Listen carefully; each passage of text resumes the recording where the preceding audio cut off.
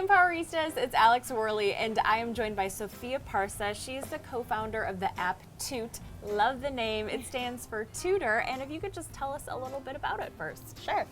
So Toot is a mobile app that connects students to tutors in their area. And we also have another product where students, when they're coming across homework problems that they don't understand, they could simply text our number and we'll connect them to a tutor. So it sounds so genius. I'm like, how did someone not think of this sooner? You know, but you did. You were the first. So how did you come up with this idea, first of all? Yeah, so in college, I started my first company. And the night before my finance final, my tutor's wife went into labor. And I was stuck at the library thinking, oh my goodness, like, how am I going to get through this? Tutoring is such a big part of my life because, well, in class I was really focusing on my business, and then I'd meet with tutors afterwards to get through what I needed. So long story short, I searched and searched, couldn't find anyone. Ultimately, my professor ended up connecting me with someone who had previously taken the class who lived on campus. So like within 15 minutes after I emailed my professor, I had someone next to me in the library. Next day, passed the exam. And I was just thinking about it more and more. It got to that point where, you know, you can't stop thinking about something and you're like, I have to start this.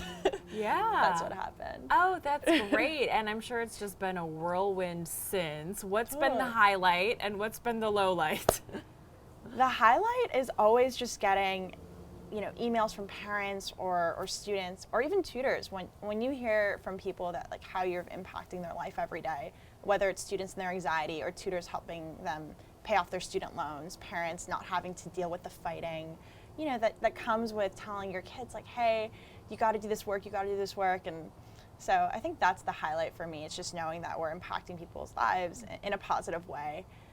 The low, is that what you're saying? Yeah. The low is all the stresses that come with it. I'm sure. Yeah, how do you deal with those stresses? I mean, there's a lot that falls on your shoulders. How do you stay sane and still enjoy the process? Yeah, I think you know, my co-founder, of course, is a big.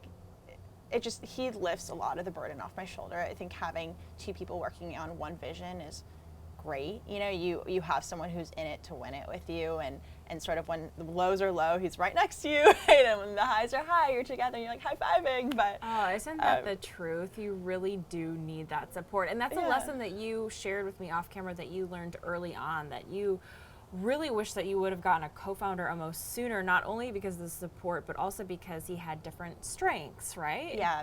And totally. in particular, he was good at the technical side, is that right? Right, so my co-founder Shaq, he's our CTO, has a really interesting story as well, which we can get into if you want, but he's technical. I think that the biggest mistake I made going into this was assuming that, oh, just an agency will build this for me and that'll be that.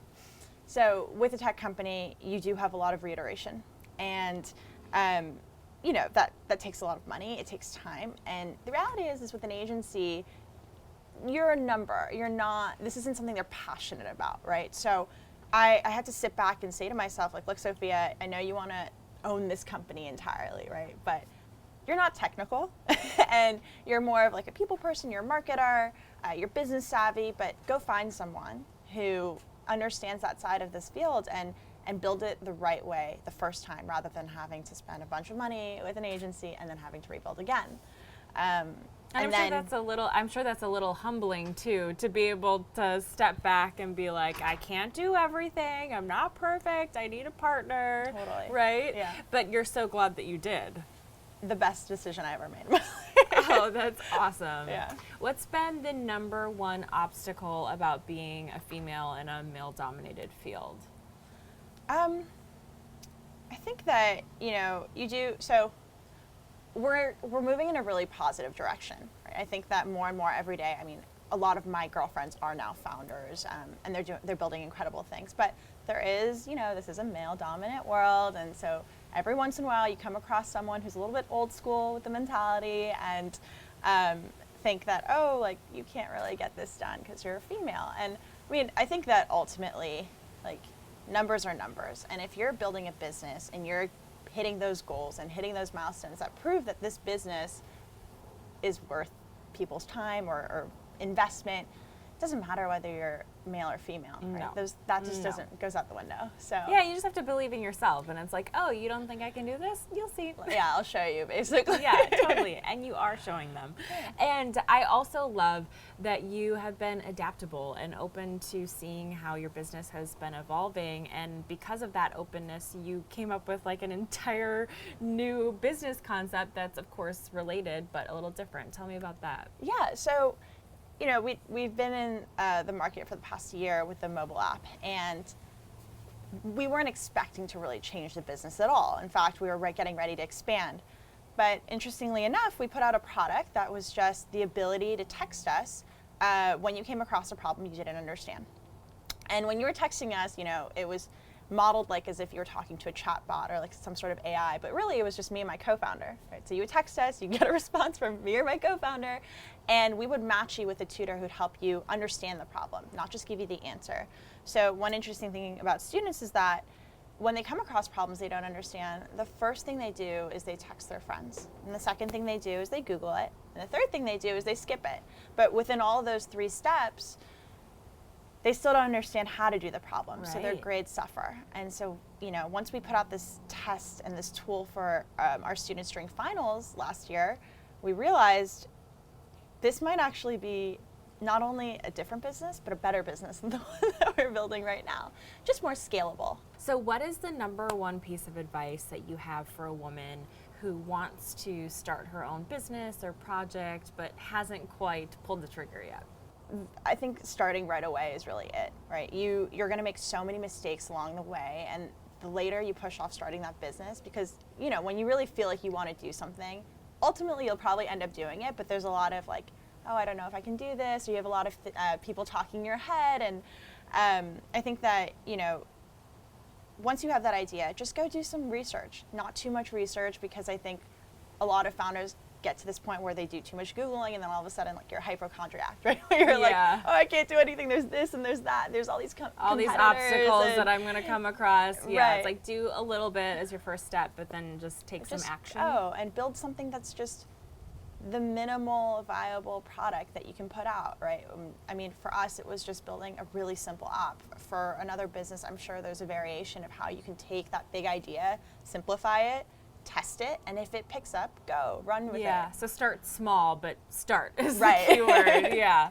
And you were saying that you didn't even have to invest much money in it yourself, so it's not like you were coming into this project with a bunch of money. Right. So how did you fund it, if you don't mind me asking? Sure. I think that, you know, people often forget how important their network is and the people around them.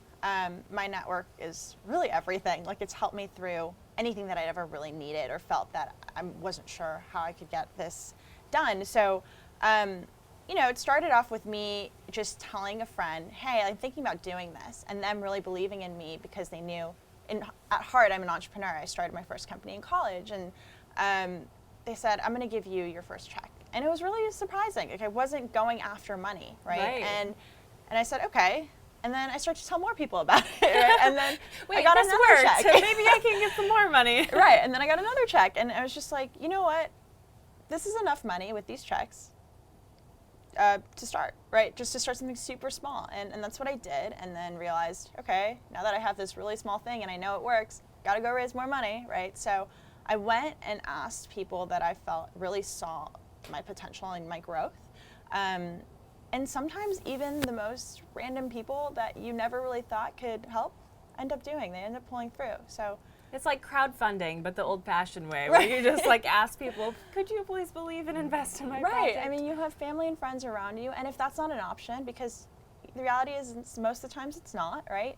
Who are the people around you, like your second connection, right? And can you connect me to somebody? Exactly. Kind of a thing. I asked someone who I really only had one coffee with before. He ended up helping me raise almost $200,000. Right? Oh my gosh! I was just like, how, you know? Yay for coffee dates! Yeah. So I think that, you know, it's just building those relationships, keeping your rapport, and like maintaining those relationships too. Because if you're constantly checking in with people, they want to see you succeed. They're gonna get in this ride with you, and they want to see a great outcome for you.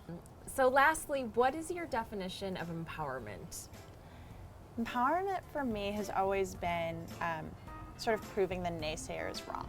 I think like very early in my life, like English was my fourth language, so as a child I had a lot of bullying, things what were like the first that. three? Spanish, Farsi, and then I learned French and English at the same time. Amazing. Yeah, so I think that had a little bit of an effect in it, where later in life, in college and in high school, I was so afraid of, I was always the girl in the back of the class, right? I was afraid to talk in front of more than 3 people. Like I would just sort of like pass out.